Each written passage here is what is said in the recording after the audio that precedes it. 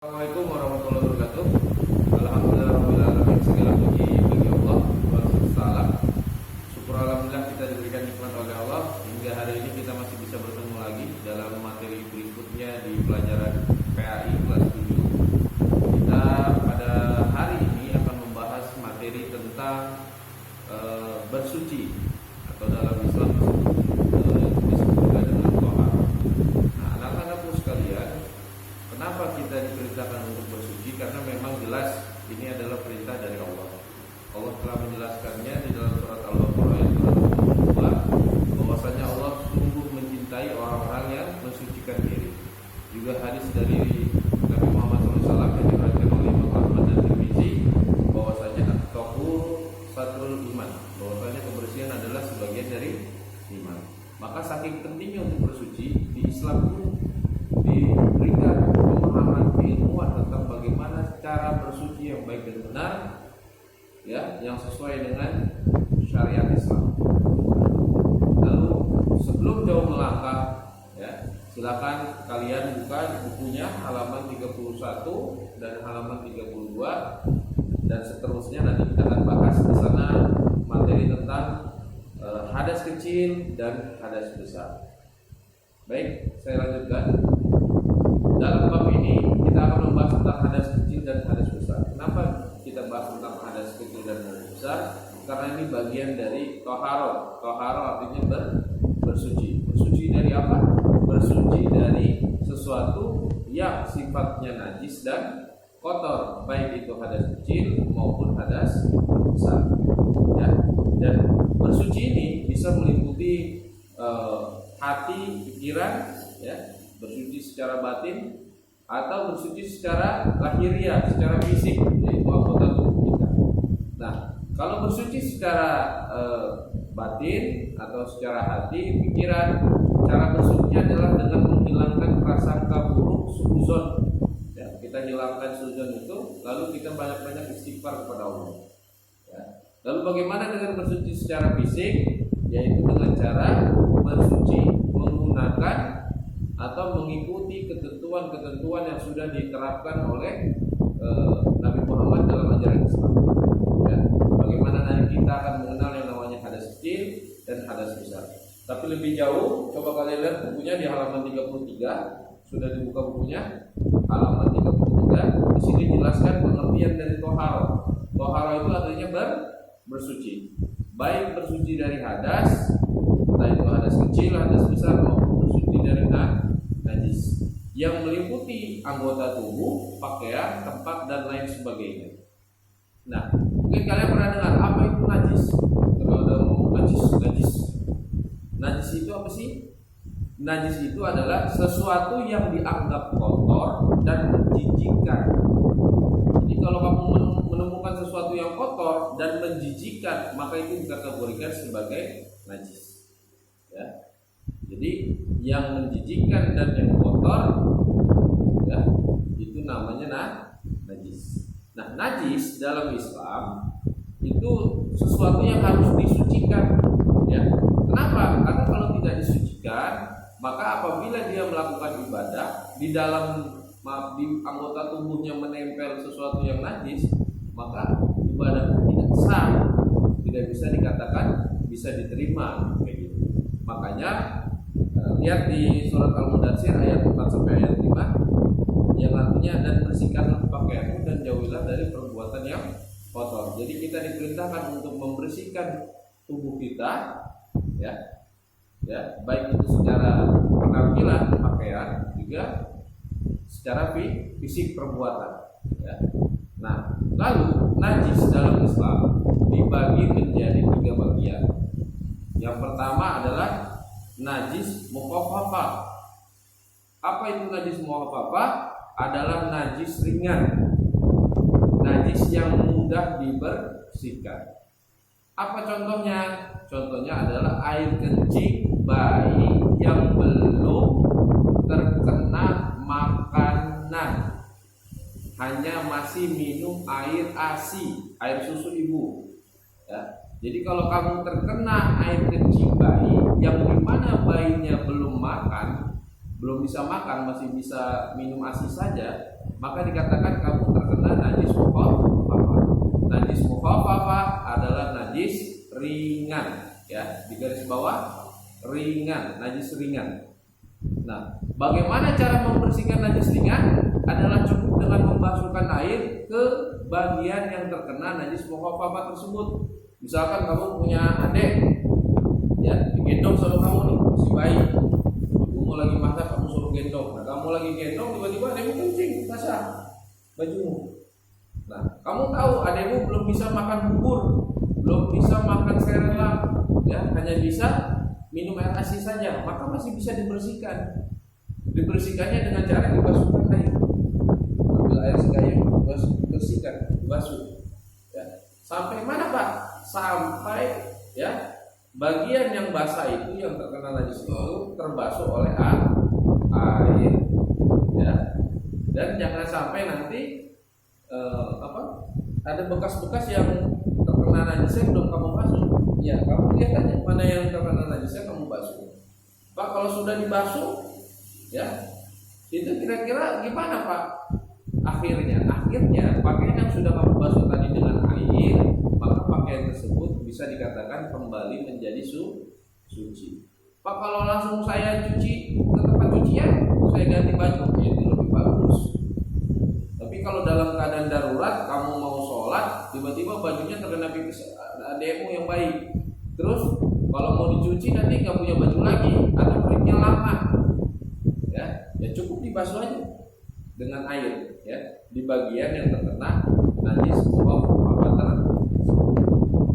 Tapi airnya harus air yang suci mensucikan. Bagaimana air yang suci mensucikan itu? Air yang suci yang mensucikan itu adalah air yang tidak berubah warna dan bentuknya, juga tidak berbau. Contohnya ya air putih, air keran. Ya, nanti akan saya bahas jenis-jenis air yang bisa digunakan untuk bersuci. Ya. Ada air galon, Pak, bisa nggak? Bisa. Air kopi nggak bisa, tapi kan bersih, Pak, suci, tapi tidak mensucikan. Coba aja kamu bersihin najis pakai air kopi, habis itu nempel sebentar, ya. Tapi airnya yang suci mensucikan, ya, semisal air putih bersih lah, ya. Lalu najis yang kedua adalah disebut najis mutawassitah atau najis mutawassithah. Najis ini disebut juga najis ringan, najis sedang. Najis mutawassithah disebut juga najis kategori najis sedang. Tingkatannya yang tadi mukhafafah ringan, mutawassithah tingkatnya sedang. Seperti apa contohnya? Contoh najis mutawassithah adalah najis seperti kamu tidak sengaja terkena kotoran hewan, nginjek ayam gitu, atau nggak sengaja nginjek tai kucing, atau nggak sengaja ada darah hewan kurban yang kamu injek, ya, atau semisal kamu bernanah, atau bisa juga najis mutawassithah itu kamu habis megang bangkai, ya, habis megang bangkai, tapi bukan bangkai hewan yang seperti ikan atau belalang ataupun bangkai manusia. Selain dari itu najis, ya. Nah, lalu bagaimana cara mensucikannya? Cara mensucikan najis mutawassithah, najis sedang. Nah, sebelum masuk ke situ, najis mutawassithah itu terbagi lagi menjadi dua bagian. Jadi pertama tadi, ya, najis mukhafafah, najis ringan. Yang kedua najis mutawassithah. Najis mutawassithah najis sedang, tapi najis sedang ini, ya, bisa dikategorikan kembali menjadi dua bagian. Yang pertama disebutnya najis hukmiyah, yang kedua najis ainiyah. Kenapa disebut najis hukmiyah? Ialah najis yang diyakini ada, tapi wujudnya sudah tidak ada. Ya. Najis yang diyakini ada nih, kita yakin ada, tapi bentuknya sudah tidak ada. Contoh, kamu mau sholat di lantai, tapi lantainya bekas kencing.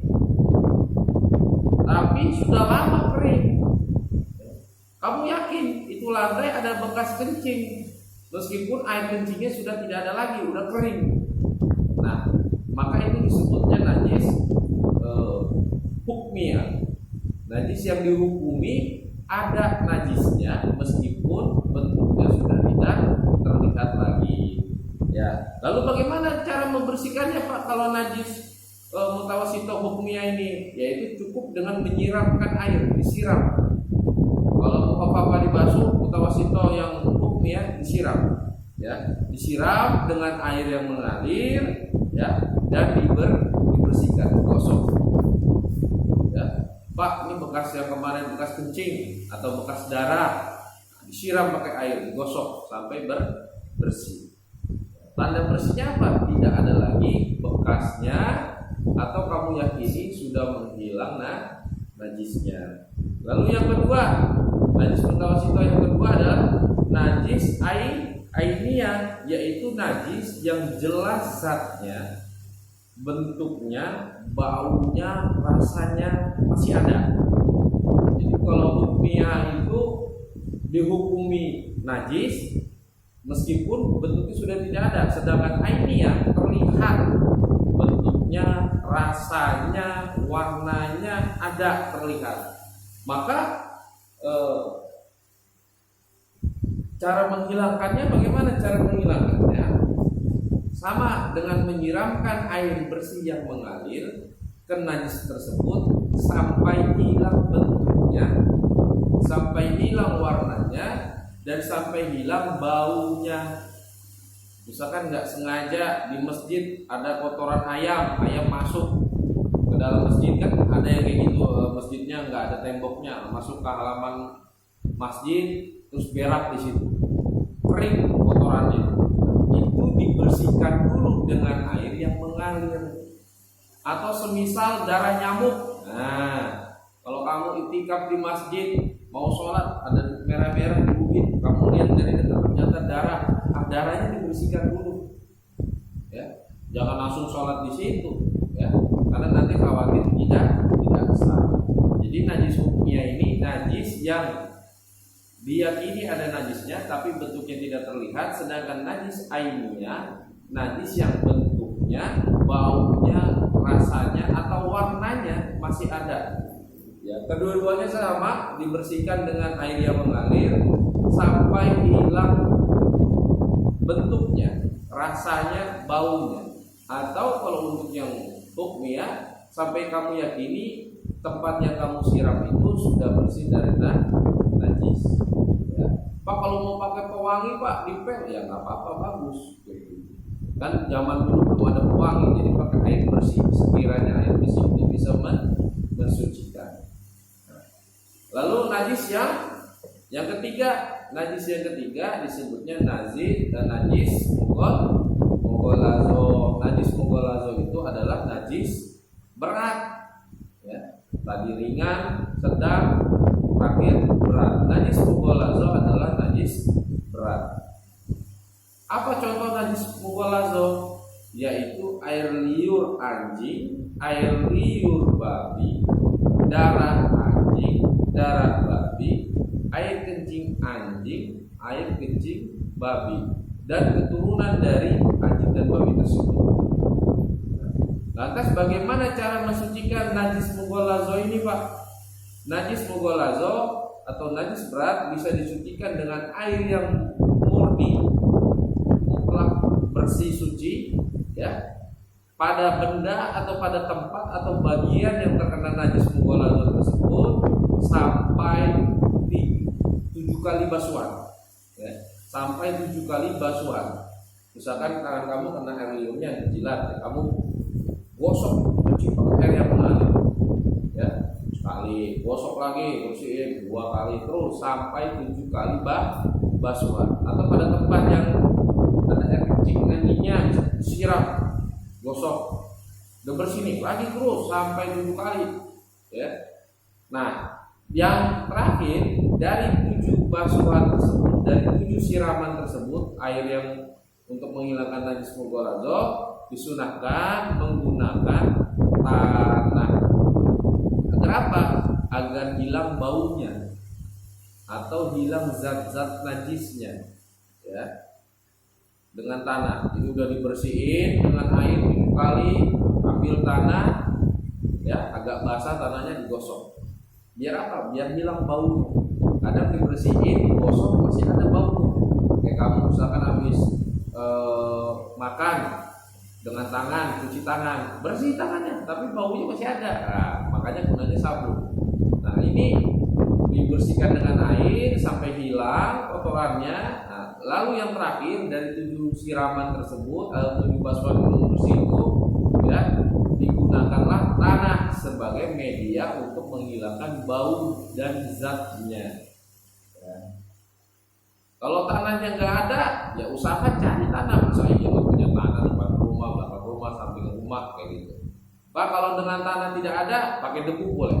Tapi tanah dan debu yang suci, jangan tanah debu yang ada kotorannya juga, kayak gitu. Nah, Pak, kalau ditambahin nanti terakhirnya pakai sabun lagi boleh nggak, Pak? Boleh. Pak, kalau langsung sabun, tetap dahulukan air 7 kali, ya, siram yang bersih, gosok yang bersih, baru gunakan tanah, ya. Terakhir kalau mau dengan sabun biar wangi, nggak masalah, ya. Jadi najis-najis tersebut terbagi menjadi 3: mukhaffafah, mutawassithah, mughallazzah. Mukhaffafah ringan, mutawassithah sedang, mughallazzah berat. Mutawassithah terbagi menjadi 2: hukmiyah dan ainiyah. Hukmiyah najis yang diyakini ada meskipun tidak terlihat bentuknya, sedangkan najis ainiyah, ya, najis yang terlihat jelas bentuknya, warnanya, zatnya, bahkan baunya. Nah, lalu tadi yang saya sempat singgung di awal, kita membersihkannya dengan apa, Pak? Dengan air, ya. Nah, air yang bagaimana yang bisa dipakai untuk bersuci? Ada 7 jenis air yang bisa dipakai untuk bersuci. Yang pertama adalah air mata air. Kalau ada mata air, maka air itu suci, mensucikan, atau disebut air mutlak.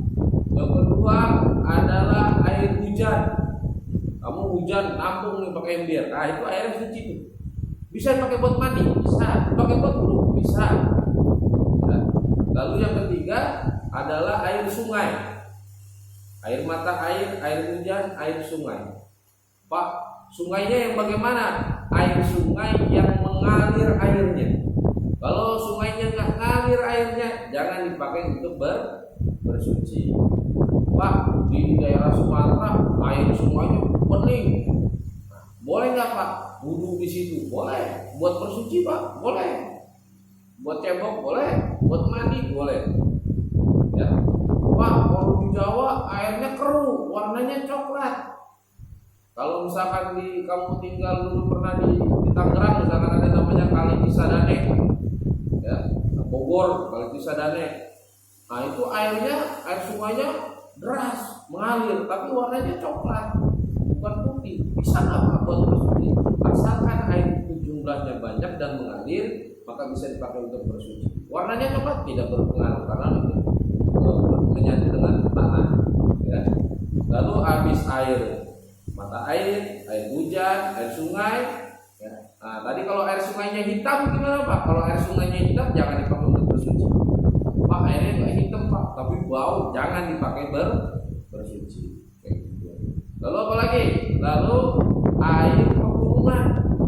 Nah, air pegunungan tuh, air pegunungan bahkan bisa langsung diminum, ya. Seperti mata air pegunungan di daerah gunung apa gitu kan, dijadikan air minum kemasan. Saya nggak menyebut nama merek, tapi kita pernah minum air kemasan tuh. Nah, itu dari air mata air pegunungan, ya.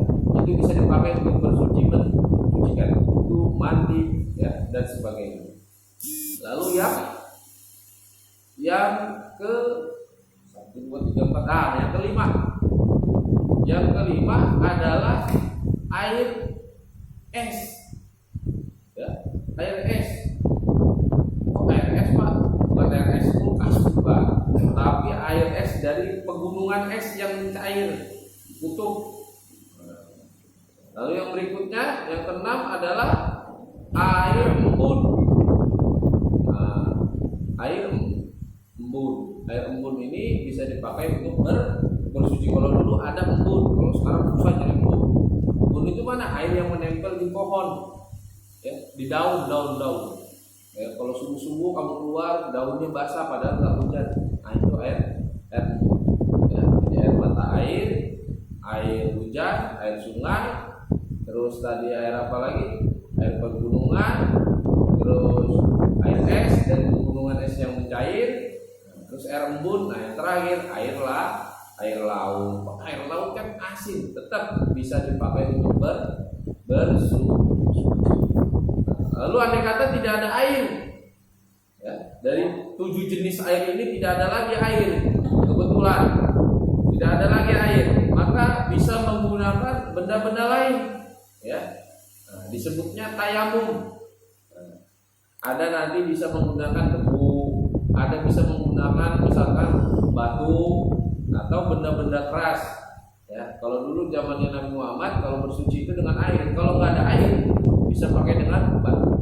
Ya, misalkan kamu istinja buang air kecil, tidak ada air, bisa pakai batu, tapi batu yang bentuknya bulat atau lonjong, tidak berbentuk kasar. Kalau kasar lecet nanti, ya, tapi dalam bentuk lonjong halus sehingga bisa dibersihkan. Ya, maaf bukan jorok, tapi memang begitu. Nah, tidak ada batu, atau bisa pakai daun kering, ya, tapi jangan daun yang masih muda dipetik, daun kering, ya, biar bisa mensucikan. Bisa kalau toharo dalam keadaan darurat tidak ada air, ya. Atau benda-benda lainnya. Kalau sekarang zaman modern ada tisu, boleh pakai tisu bersuci, ya. Pak, kalau kita pergi ternyata cuma ada tisu di jalan, kita boleh nggak? Boleh, tapi nanti ketika sampai di rumah atau ketika sampai tempat tujuan, sucikan lagi dengan air, ya, meskipun sudah disucikan dengan tisu. Atau hal-hal lain, misalkan tadi dengan batu, dengan daun, dengan debu, misalkan. Ya masa iya kamu buang air kecil bersucinya dengan debu, guling-guling gitu biar nyari debu, kan nggak mungkin. Kalaupun pakai tisu, dilap pakai tisu, nanti sampai rumah dibersihkan lagi dengan air, ya.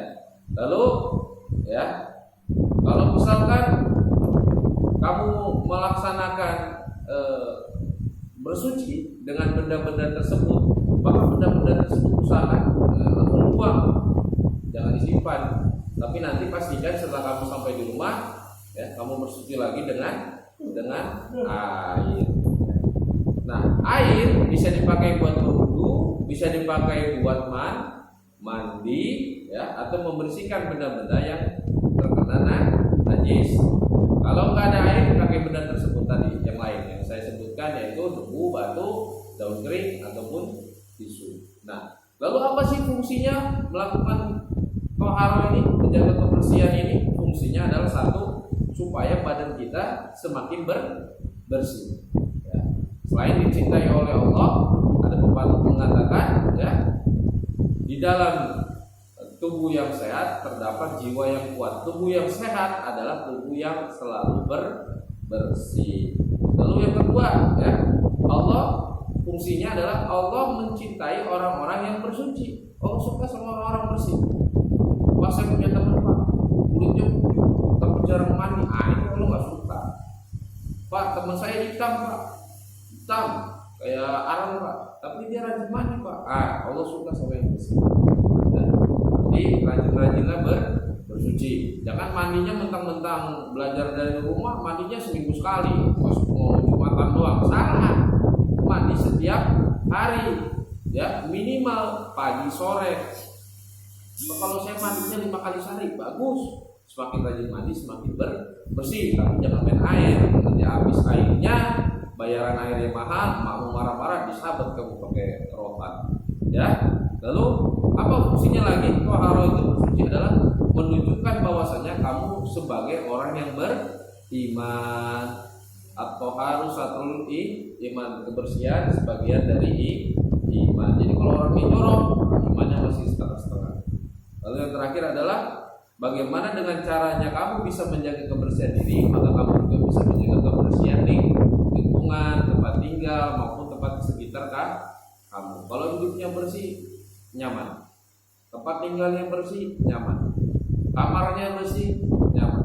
Ya, ruang kerjanya bersih, nyaman. Ya, itu aja materi kali ini. Nanti